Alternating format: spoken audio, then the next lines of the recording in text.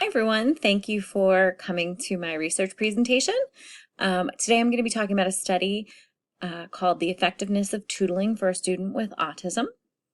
I'd like to thank my co-authors, Kennedy Alstead and Carlos Panahan, all of us from MSU Mankato.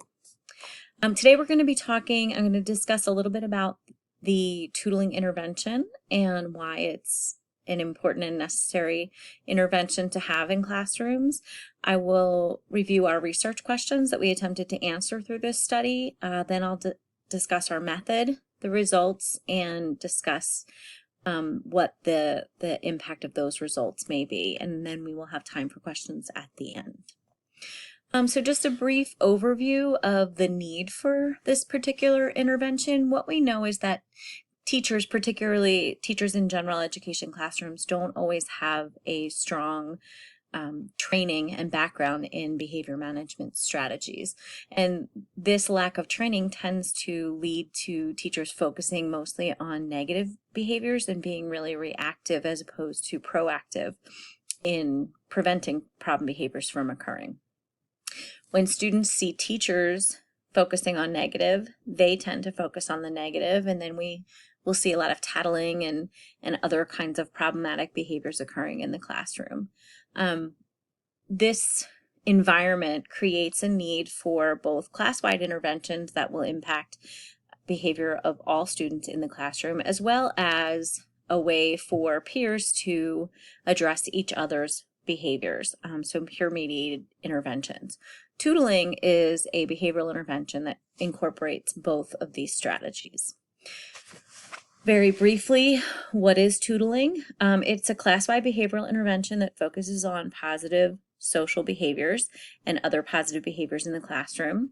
It's really the opposite of tattling. So rather than telling on your friends for the negative behaviors that occur, students will tootle on their peers for the positive behaviors that they see.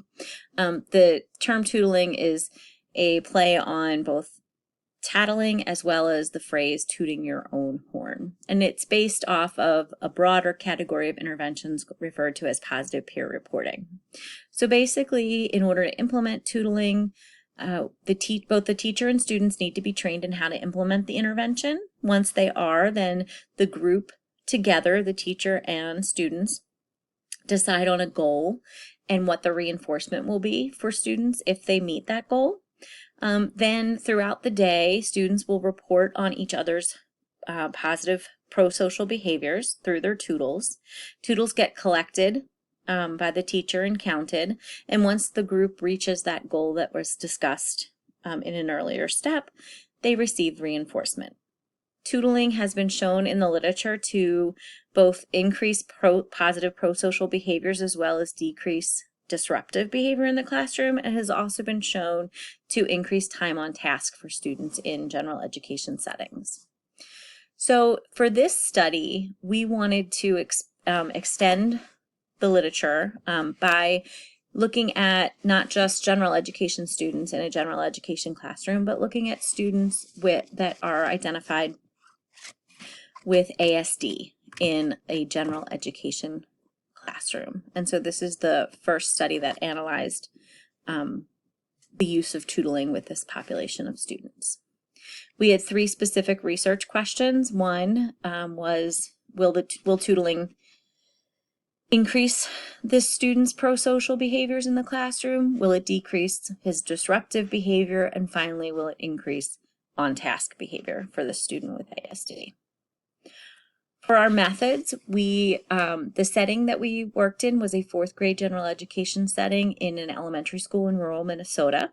We went into the classroom during math instruction and observed the student as well as his peers during that time. Our target student was a child with ASD named Oliver. He was placed in the general education classroom. He was relatively new to the school. The common behaviors that the teacher saw as problematic were his talking out of turn, getting out of his seat, shouting, whether that's shouting out answers or just shouting generally, and other low-level disruptive behaviors.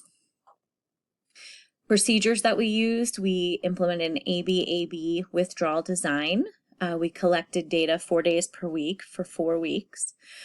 We used momentary time sampling to evaluate the students' on-task behavior and partial interval for both disruptive and pro-social behavior. We used 10-second intervals during a 10-minute observation session. Training sessions were conducted by the researchers. We did training with the classroom teacher as well as with the students in the classroom so that they would understand what they needed to do and how they were to do it. We walked through each of the steps with them, and then as a group with the teacher, the researchers, and the students in the class, we came up with a goal and the reinforcers for the students. And as you can see here, the initial goal was 30 toodles. So once they reached 30 toodles, the students would earn, they chose cheesecake. They earned that on the first day that tootling was implemented. So we then upped the number of toodles that they needed to 60. And for the next two toodle periods, the first one being they worked for soda floats, pop floats, and then a pizza party. So this is what the Toodle ticket looked like. As you can see, we have who, so the student would write who they saw, doing what was that positive behavior that they saw, and then the student would sign it so the teacher knew who was actually submitting that Toodle. This is what the observation form looked like. I won't go into a lot of detail here, but just note that we looked at on-task behavior, momentary time sampling, and then disruptive and pro-social behaviors as a partial interval for 10-second intervals. Every fifth interval, these gray boxes, we looked at peers in the classroom. So we did a round-robin observation of male peers in the classroom so that we could do comparisons against Oliver's behavior compared to his peers. So what were our results? Well, I already discussed how the students achieved their goals and got their cheesecake and pop floats and pizza party. These kids were very motivated by food, clearly. When we look at the data, we can see this shows data for all 3 target behaviors that were evaluated. You can see that the y-axis tells us the percentage of intervals of occurrence. So for each of those intervals that we observed, did we see occurrence of that behavior?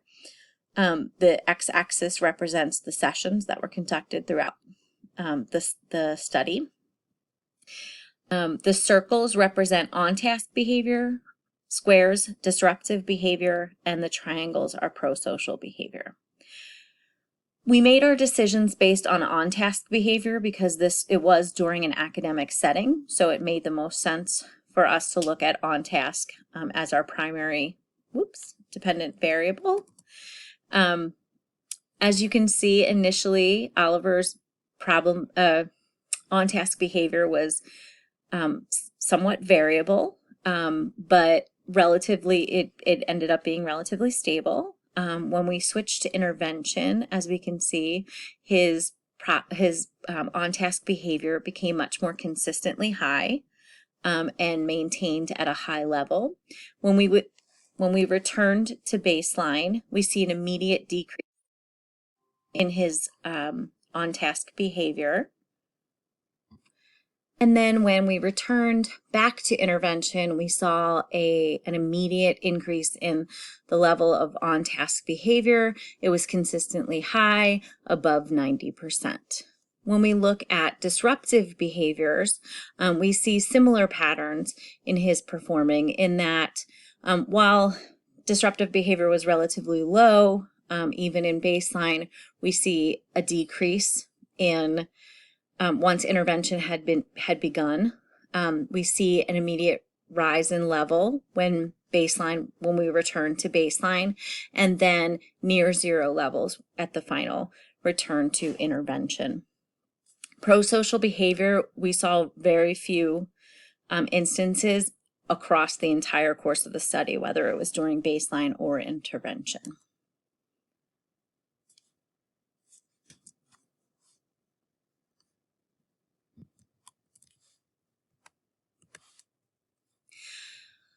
When we evaluate a percentage of non-overlapping data points for on-task behavior, we saw in the first baseline to intervention phase, only 11% of data points were non-overlapping, whereas in the second baseline to intervention phase, we saw 100% non-overlapping data points. So as you can see, those high levels of on-task behavior in baseline led to very few intervention data points being above baseline. When we moved to the second baseline and second intervention, there was no overlap between the two conditions.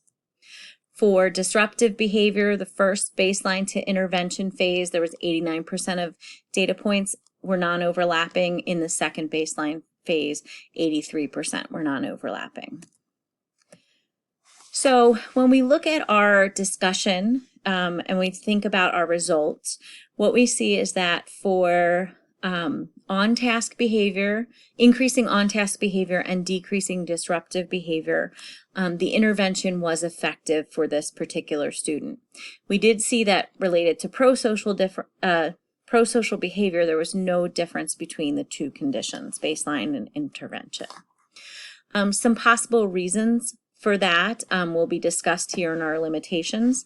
Our first limitation is that we only looked at one student with ASD in one general education classroom. We would need to replicate the results of this study multiple times before we could make any kind of generalizations about the effectiveness of this intervention.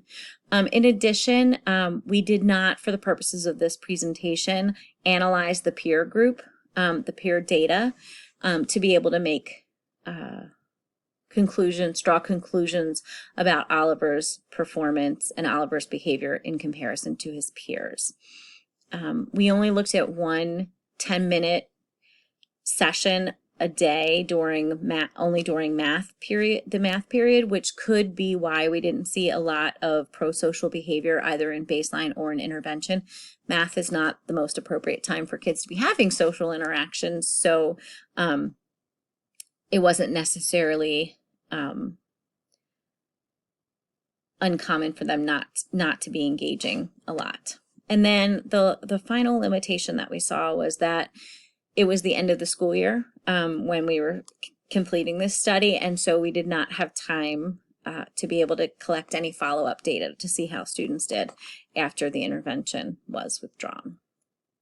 Some future directions, things that we'd like to look at as we move forward in this research would be to look at research for both students, more research related to students with disabilities, not just students in general education, as well as other settings besides just the general education classroom.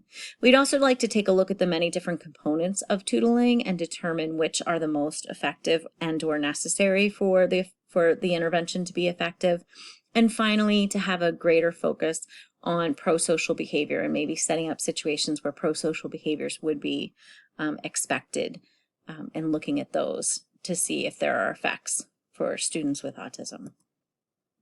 Here are our references, and we now have some time for questions. Thank you.